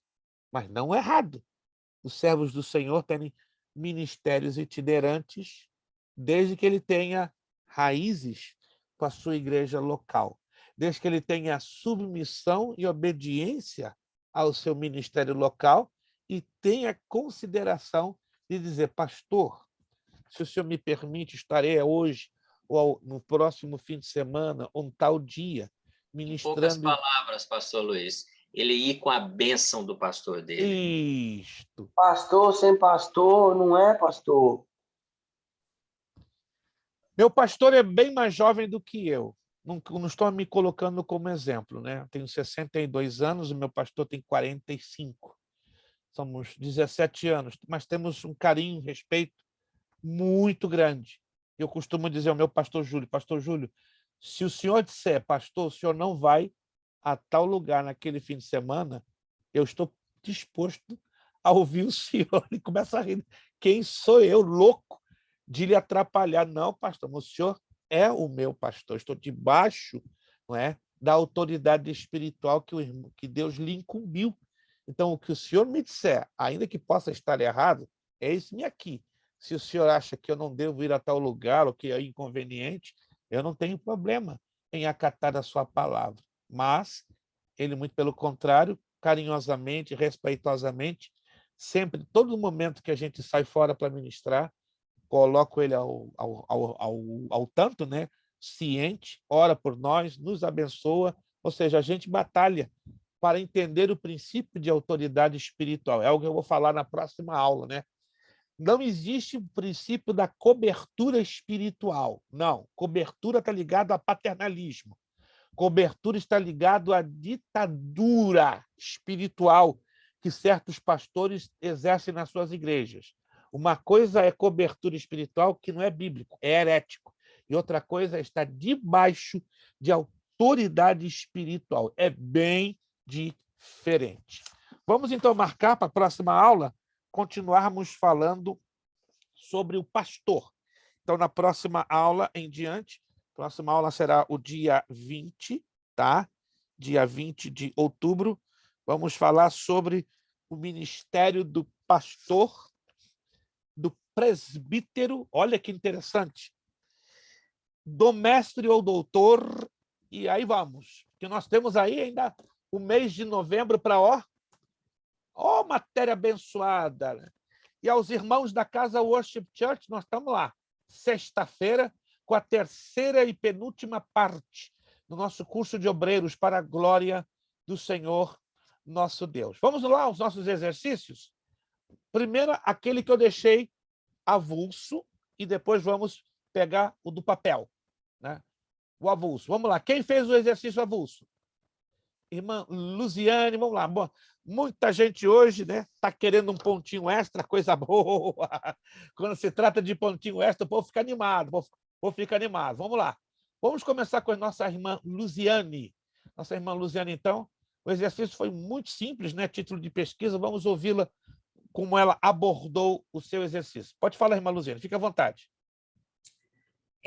Quais os requisitos bíblicos para diáconos e presbíteros? Ok. Diáconos, 8. O primeiro, respeitáveis, no verso 8. Ok. Uma só palavra, também no verso 8. Ok. Não inclinados a muito vinho, verso 8. Não cobiçosos de sórdida ganância, verso 8 também. Conservem o ministério da fé, com consciência limpa, verso 9. Primeiramente experimentados, para se mostrarem irrepreensíveis, depois exercer o diaconato. Marido de uma só, isso aí é no verso 10. Marido de uma só mulher, no verso 12, e governe bem sua casa, também no verso 12. Maravilha. Vamos resumir, então, para não ficar muito extenso, porque já são 9h41, e eu confio na sinceridade de vocês. Quantos de vocês deram, os que fizeram, né? Levantem a mão os que fizeram, só os que fizeram. Eu não estou vendo o Lucas, que apagou, não estou vendo a irmã Tainá, que apagou, não estou vendo alguns outros irmãos aí que estão no invisível, então vai ficar difícil. Isto. Tem ali o irmão Family, que aí eu não consigo ver. Vocês que fizeram, levantem a mão, os que fizeram. Isto. Os que não fizeram, tranquilo, porque não é obrigado. Vocês que fizeram, deram a resposta parecida da irmã Luziane, sim ou não? Irmão Ivanil, parecida, irmão Zandro, irmão Lucas, deu uma resposta parecida? Não, perfeito. Irmão Wellington, irmã Núbia, perfeito. Aqui a questão das mulheres. Das mulheres. Eu não fiz não, pastor. Eu não consegui fazer, perfeito. não. Irmã Jennifer também fez? Eu fiz, e eu fui até o 13, do 8 ao 13. Do 8 ao 13. Diácono. Diácono, perfeito. Irmã Tainá conseguiu fazer ou não? Não. Irmão João conseguiu fazer, perfeito? Maravilha. Irmã Glauciene conseguiu fazer? Não. Perfeito. Quem é o Family que de repente voltou de... eu não estou conseguindo identificar. Quando... A Jaquiele, pastor. A Jaquiele. Mas Jaquiele, chegou a fazer ou não? Não chegou a fazer. Ok. Então, vamos usar de justiça, tá? Vamos, então, dar os 50 pontinhos Ah, a irmã Isadora, chegou a fazer a irmã Isadora. Onde está a irmã Isadora? Ela estava aqui agora há pouco. Sumiu. A conexão dela deve ter caído. Que pena. Ok. Irmã Jennifer fez, perfeito. Irmão João fez, perfeito, 50 pontinhos. Lucas não. Irmã Luziane, sim. Irmã missionária Ivani, correto. Vamos lá. Irmã Núbia. Irmã Tainá, que eu saiba, não. Irmão Wellington, sim. E irmão Zandro, sim. Agora, a segunda perguntinha. De todos esses requisitos, todos, qual é o mais importante, o que mais se destaca, o mais chamativo de todos? E ele está entre todos esses requisitos. E já foi mencionado aqui por alguém. Alguém aqui já deu uma palhinha sobre esse requisito. Irmã Luziane, irmão João, qual seria de todos estes o mais chamativo? Por que não dizer o mais importante de todos? Pastor, a segunda pergunta que eu tenho é qual que não é, feito hoje, nos dias de hoje. Exato, exato. Que aí traz com que ele seja o mais importante. Pelo fato de ele ser o mais importante, ele é o menos exercitado, praticado nos dias de hoje. Qual seria e aonde estaria? Em qual versículo? No versículo 10. No 10. No versículo 10, primeiramente experimentados. Isto, colocar em prova. Provar primeiro. Nunca separar sem antes provar. Testar. Sim. Quantos colocaram essa resposta? Maravilha. Os mesmos que escreveram, então, estão na benção. Vamos lá, então, irmã Jennifer. Perfeito, irmã Jennifer, irmão João. Lucas. Lucas subiu de novo? Lucas não fez, acredito. Ok. Irmã Luziane, perfeito. Irmã Ivani, maravilha. Irmã Núbia. Wellington. Irmão Zandro, confere, irmão Zandro. Confere, maravilha. Irmão Zandro. Eita, vocês vão ter uns pontinhos bons aí no fechamento dessa matéria. Vamos corrigir os exercícios. Eles são pouquinhos. Os exercícios do papel. E os presbíteros? Os presbíteros. Os presbíteros. E os requisitos dos presbíteros? Como seriam? Irrepreensível, no Ok. Uso de mulher, temperante, sóbrio, modesto, hospitaleiro, apto para ensinar, não dado ao vinho. No verso 3 começa, não dado ao vinho, não violento, cordato, inimigo de contendas, não avarento. E no versículo 4 começa, que governe bem a própria casa, não seja neófito, e no verso 7, bom testemunho dos de fora. Perceberam? É quase a mesma coisa.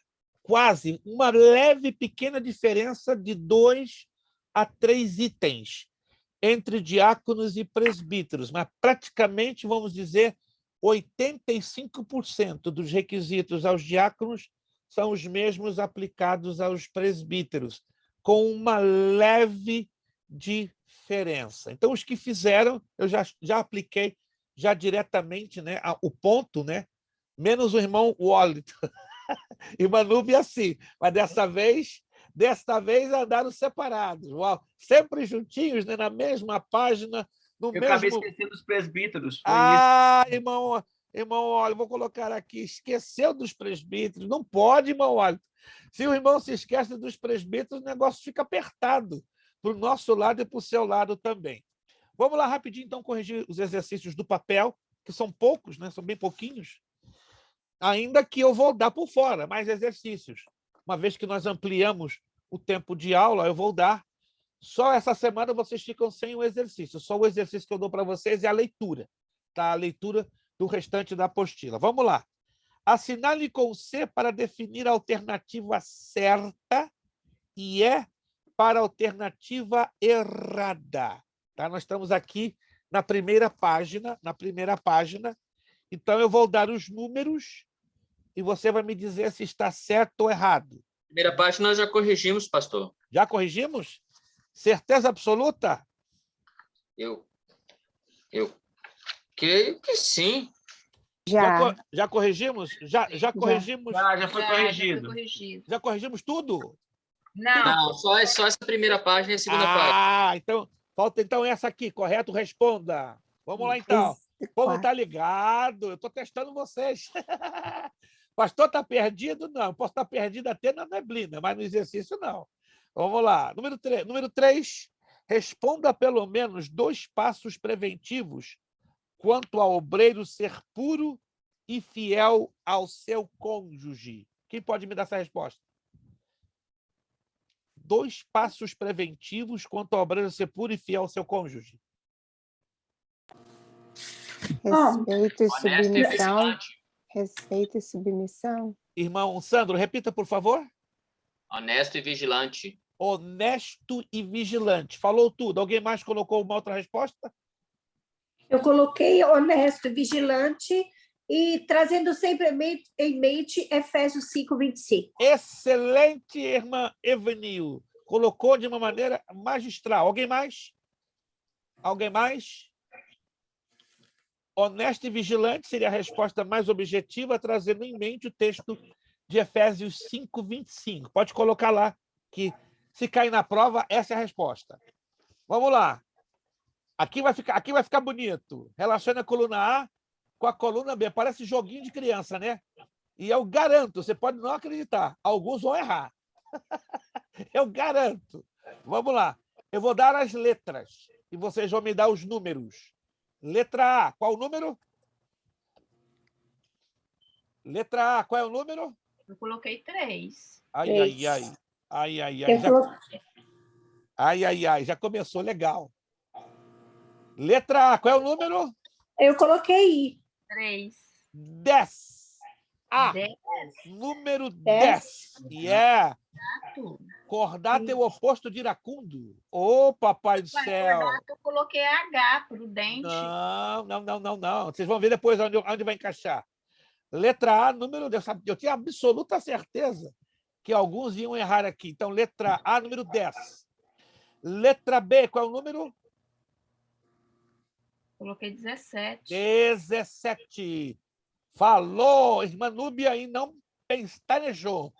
Letra B, 17. Letra C, qual é o número? 4. 3.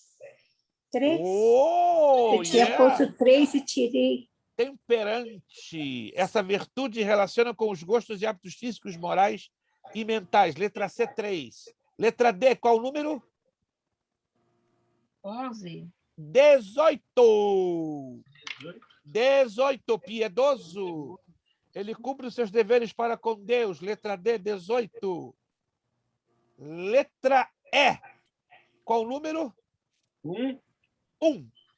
Letra E, 1. Letra F. Qual o número? Eu coloquei... F. Qual o número? Irmãos, não acredito. 13.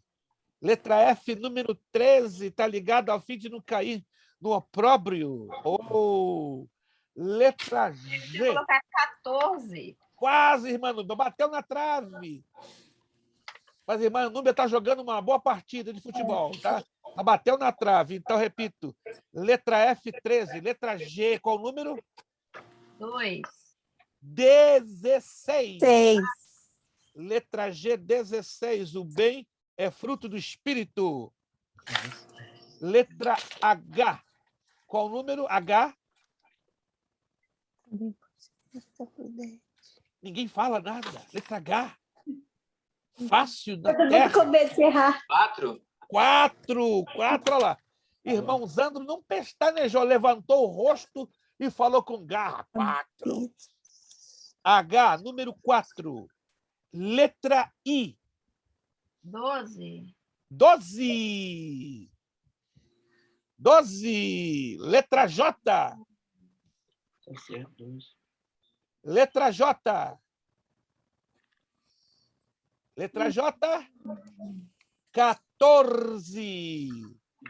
Letra J, 14. Temor e perda de autoconfiança. Yeah. É no laço do diabo. Letra K. Qual número? Qual número? Que silêncio, papai do céu. Relacionamento ao homem. Letra K.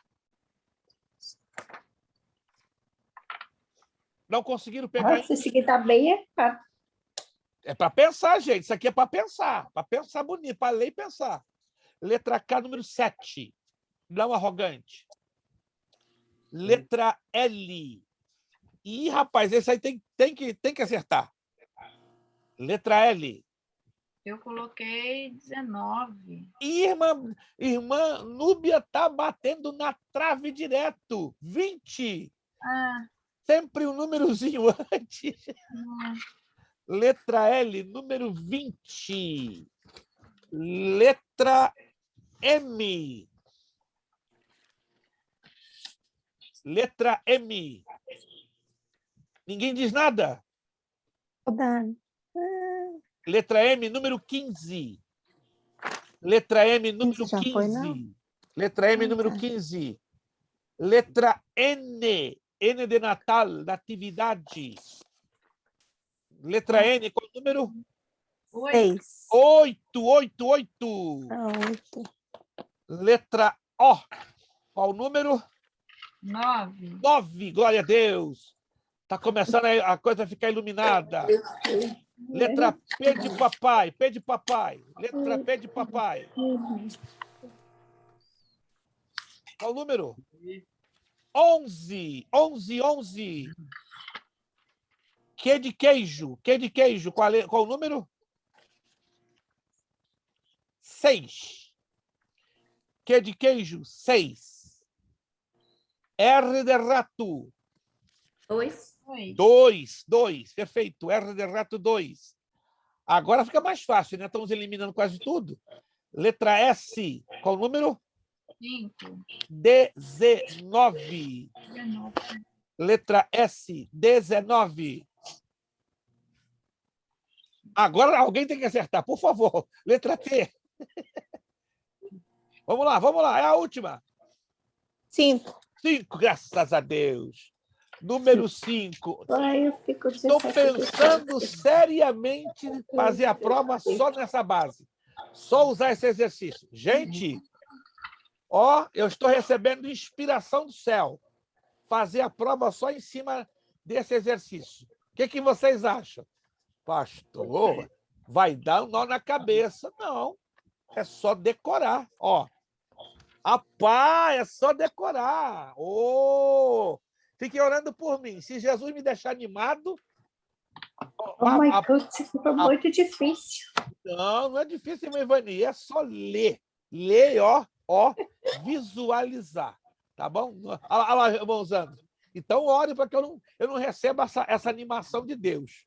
Se eu receber essa animação de Deus, né, quando você abrir o dia da prova, a coluna A com a coluna B, e agora? Então, já comecem a ler, a estudar, e, na medida do possível, né, manterem isso um pouquinho na memória. Então, na próxima aula, o único trabalho que eu deixo com vocês é a leitura. Tá? A leitura, e na próxima aula eu já vou lançar alguns trabalhinhos avulsos, uns exercícios avulsos, para nós desenvolvermos mais esta matéria. Anotaram, então, aonde nós paramos? Paramos no 1.4, página de número 11, no Pastor. Tá? E aí, prepare-se, o que nós vamos falar na próxima aula também vai ser algo muito interessante. Falaremos sobre o presbítero, a mulher e o ministério pastoral, outras classes de ministério e assim por diante. Louvemos a Deus agora, agradecidos. Deus falou conosco hoje por essa palavra, por esta aula. Eu quero acreditar que sim. Deus falou muito comigo com esta matéria, com esta abordagem, tá? No dia de hoje. Estejamos orando para que Deus continue nos ministrando de uma maneira poderosa a sua santa palavra. Vamos Pastor, pedir... só uma pergunta. Não é sobre a matéria. E fechou a casa? Não, infelizmente não. Surgiram algumas outras travas. É uma coisa impressionante. Nós tivemos ontem na Flórida, passamos todo o dia em Orlando, e agora é uma coisa muito burocrática. Vai me forçar a voltar na próxima semana. Tá realmente um negócio difícil. Mas Deus vai dar a vitória. Mas os irmãos vão entender, né, que toda vitória dada por Deus, ela é dura, não é algo assim fácil. Eu nunca entrei na ilusão que eu ia receber isso facilmente. Não, não, não, não. Até o Deus usou até uma certa pessoa, não vou dizer quem, né? É do nosso círculo de amizade. Deus vai lhe surpreender com uma virada. Como assim? Deus. E aí, sabe o que vem na minha mente? Mudar até de imóvel. É como? Eu não tenho outro imóvel à vista. Mas hoje eu e minha esposa começamos a contemplar essa possibilidade de se colocar na nossa frente um outro. Quem sabe, né? Como?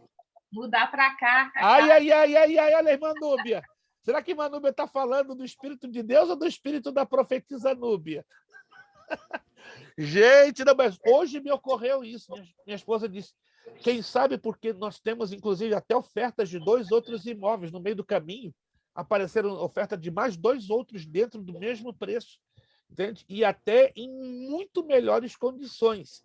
E a pessoa que está tratando de nos ajudar, ela está realmente com a cabeça quente, porque os antigos proprietários estão colocando assim, em cima da hora, uma quantidade enorme de travas, enorme. Não vou entrar nem em detalhes, porque é uma coisa assim absurda. Ontem foi desgastante, eu cheguei em Orlando de manhã com meu filho, saímos hoje de manhã, nós passamos a noite lá, mas foi desgastante demais. Eu vou estar voltando sozinho na próxima semana para definitivamente destravar isso, entende? Mas hoje já pensamos nessa possibilidade de até haver uma mudança de imóvel e para melhor. Que se Deus tem o melhor, se Ele quer nos surpreender, estamos aqui para ser surpreendidos da parte de Deus. Continuo contando, então, com as orações dos irmãos, né? Que eu quero aqui dar um testemunho que Deus é o Deus da virada. Ele vira. Né? O que você não imagina, Ele coloca nas suas mãos. Vamos pedir ao nosso irmão Wellington nos guiar uma palavra de oração agradecidos. Eu agradeço de coração o esforço de cada um de vocês, a participação de todos. Tá? Vamos continuar orando uns pelos outros. Os dias são difíceis, os dias são maus. Antes que eu me esqueça, quero aqui pedir oração por 2 alunos que estão bem quebradinhos por causa do Covid. Tá? Bem quebradinhos, né? Um eu vou mencionar o nome, né, que me autorizou, a irmã Maria Duva, da classe do médio em teologia, está bastante assim quebradinha, ela precisa das nossas orações, é uma senhora de 60 anos, tá? Me pediu oração. Se não me engano, irmã Jennifer também contraiu o Covid, correto, irmã Jennifer? Sim. Como é que a irmã está? Está reagindo um pouco melhor? Sim, estou um pouco melhor. Um pouco melhor. Vamos estar orando, então, pela irmã Jennifer. Então, são 3 alunos, né, que estão afetados pelo Covid, mas olha o esforço que a irmã Jennifer fez para estar hoje na aula. Vamos pedir com que a bênção de Deus venha restaurar a saúde da sua serva, a vida da irmã Maria Duva, né, que, repito, é uma senhora de 60 anos, da classe do médio. Ela não está bem, mas cremos que Deus vai operar em restaurá-la. Então, o irmão Wellington vai estar apresentando irmã Jennifer para a restauração da sua saúde, irmã Maria Dúvida, né, que está na classe do médio, essa assim está bem quebradinha. Tá? Pedir pelos nossos familiares, para que Deus defenda, né, os nossos familiares desse Covid, e agradecendo também a aula de hoje. Irmão Wellington, com a palavra de oração. Senhor Deus, Pai Todo-Poderoso, te agradecemos, Senhor Deus, pelo dia de hoje. Te agradecemos pelas vidas aqui presentes nessa aula. Te agradecemos, Senhor Deus, pela vida do pastor Preste, que se dispôs a nos orientar, nos ensinar sobre a tua palavra, Senhor Deus. Te agradecemos, Senhor Deus, por tudo que tu tens nos dado, Senhor Deus. Te agradecemos pelo dia de hoje, pelos livramentos, por tudo que tu nos proporcionou. Te agradecemos também, Senhor Deus, pela vida da irmã Jennifer, pela vida da Maria Duva, Senhor Deus, que o Senhor vai de encontro com ela, Senhor Deus. Cura ela, Senhor Deus, desse Covid, Senhor Deus. Sabemos, Senhor Deus, que é uma doença, Senhor Deus, que veio, Senhor Deus, para nos desestruturar. E te pedimos também por essa irmã, Senhor Deus, que não citou o nome, mas que o Senhor vai de encontro, Senhor, leve a cura para ela também. Aleluia, Deus. Oh, Deus amado, nós te pedimos pelas nossas famílias, Senhor Deus, por cada um aqui presente. O Senhor também destrave, Senhor Deus, esse negócio, Senhor Deus, que o Senhor vá de encontro, Senhor Deus, a esse negócio, destrave essa compra dessa casa, Senhor Deus, para o nosso pastor Prestes, sua família. Te agradecemos, Senhor Deus, em nome de Jesus. Amém. Amém. Obrigada, Nosso lema, seriedade, seriedade, compromisso, compromisso, disciplina, disciplina, seriedade, seriedade, compromisso, compromisso, disciplina, disciplina, seriedade, seriedade, compromisso, disciplina. Disciplina. É necessário que ele cresça É necessário que ele cresça, e que eu diminua. que eu diminua. É necessário que ele cresça É necessário que ele e que cresça, eu diminua. que eu diminua. É necessário que ele cresça É necessário que ele cresça e que eu diminua. e que eu diminua. A Deus damos o quê? A honra, a A glória honra e o e poder. o poder. Deus nos abençoe. Muito obrigado. Um bom final Amém. de quarta-feira, um abençoado fim de semana. Próxima quarta, estamos aqui agarradinhos na tela com a bênção do Senhor nosso Deus. Bom fim de semana para todos Ai. também. Em nome de Jesus, até a próxima quarta, se Deus quiser. A paz para todos. Obrigado. Amém.